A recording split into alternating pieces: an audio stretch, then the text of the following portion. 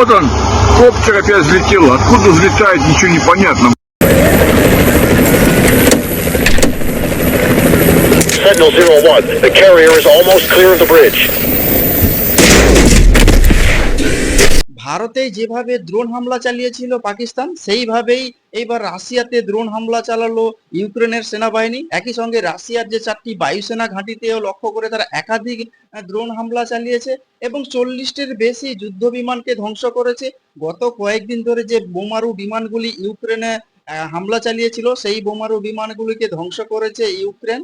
রাশিয়ার 4টি বায়ুসেনা ঘাঁটি এবং 2টি এয়ারফিল্ডকে লক্ষ্য করে একাধিক ড্রোন হামলা চালায় রবিবার ইউক্রেন এবং সেই হামলায় রাশিয়ার যে বোমারু বিমান TU-95 এবং TU-22M3 ধ্বংস হয়েছে এবং একটি A-50 বিমানও ধ্বংস করেছে ইউক্রেনের হামলায়। যেখানে দেখতে পাচ্ছেন যে ভিডিওতে, যে ট্রাকে করে, অর্থাৎ ইউক্রেনের সেনা যদি কোনো মিসাইল লঞ্চ করে তাহলে যে রাশিয়ার যে এয়ার বেস আছে সেটাকে ধ্বংস করতে পারবে না, কারণ রাশিয়ার যে S-400 missile air defence system বা তাদের যে আরো অন্যান্য সব আকাশ প্রতিরক্ষা ব্যবস্থা বা এয়ার ডিফেন্স সিস্টেম আছে, সেইগুলোকে আকাশে নিউট্রিলাইট করে ধ্বংস করে দিতে পারে। এবং তাই তারা করেছে কি, যে রাশিয়ার ভেতরে অর্থাৎ রাশিয়ার সীমান্তের কাছে বা তাদের যে এয়ারবেস আছে সেই এয়ারবেসের কাছে ট্রাকে করে ভর্তি করে ড্রোন নিয়ে এসছে এবং ড্রোনগুলোকে সেখান থেকে রিমোটের মাধ্যমে লঞ্চ করে একাধিক হামলা চালিয়েছে। যেটা দেখতে পাচ্ছেন যে এই ভিডিওতে, যে রাশিয়ার যে এয়ারবেস আছে সেই এয়ারবেসের কাছে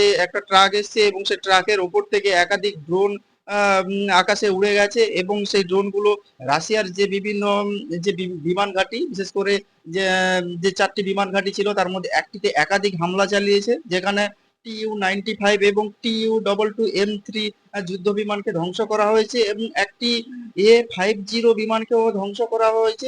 এবং গত কয়েকদিন আগে যে ইউক্রেনে একাধিক হামলা চালিয়েছিল রাশিয়া, অর্থাৎ তাদের যে বোমারু বিমান আছে TU-95 দিয়ে একাধিকভাবে কার্পেট বোম্বিং করা হয়েছিল ইউক্রেনের ওপরে এবং এই ইউক্রেনের একাধিক জায়গাকে সম্পূর্ণরূপে ধূলিসাৎ করে দেওয়া হয়েছিল। তো সেটারই একটা বদলা নিতে ইউক্রেন একটা অন্যরকম একটা পদ্ধতি নিয়েছে, যেখানে ট্রাকে করে নিয়ে, অর্থাৎ ট্রাক ভর্তি করে ড্রোন নিয়ে এসছে যে ইউক্রেনের এয়ারবেস, এই এয়ারবেসের কাছে এবং সেখানে থেকে তারা রিমোটের মাধ্যমে লঞ্চ করে এয়ারবেসে একাধিক হামলা চালিয়েছে। তবে রাশিয়ার এই এয়ারবেসে একাধিক অস্ত্রবাহী বিমানগুলি রাখা হয়, তার মধ্যে গুরুত্বপূর্ণ এখানে TU-95, যেটা পারমাণবিক অস্ত্র বহন করতেও সক্ষম।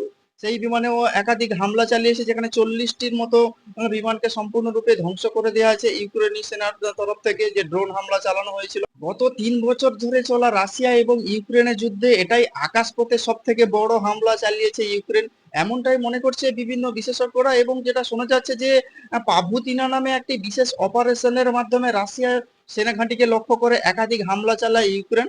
আপাতত ক্ষতিগ্রস্ত এলাকা থেকে সেনা এবং জনতা, সাধারণ মানুষকে সরিয়ে নিয়েছে রাশিয়ার যে সেনাবাহিনী এবং ড্রোন হামলার উৎসস্থলগুলোকে চিহ্নিত করে সেইগুলোকে নিষ্ক্রিয় করছে রুশ সেনা। এবং যেখানে দেখতে পাচ্ছেন যে একটি এরকমই একাধিক ট্রাক রাশিয়ার যে সীমান্ত যে এয়ারবেস আছে সেই এয়ারবেসের কাছে পাঠিয়েছিল ইউক্রেনের সেনা এবং যেগুলোকে একটাতেও ধ্বংস করেছে এইভাবে। এবং সেই ট্র্যাকটাকে যখন রাশিয়ার সেনাবাহিনী দেখতে পাচ্ছেন যে ভিডিওটিতে, যে সেটিকে খোলার চেষ্টা করলো এবং খোলার পরে ট্রাকের অর্থাৎ দরজা খোলার পরে একাধিক ড্রোন সেখান থেকে বেরোচ্ছে এবং সেগুলিকে গুলি করে আকাশে ধ্বংস করছে।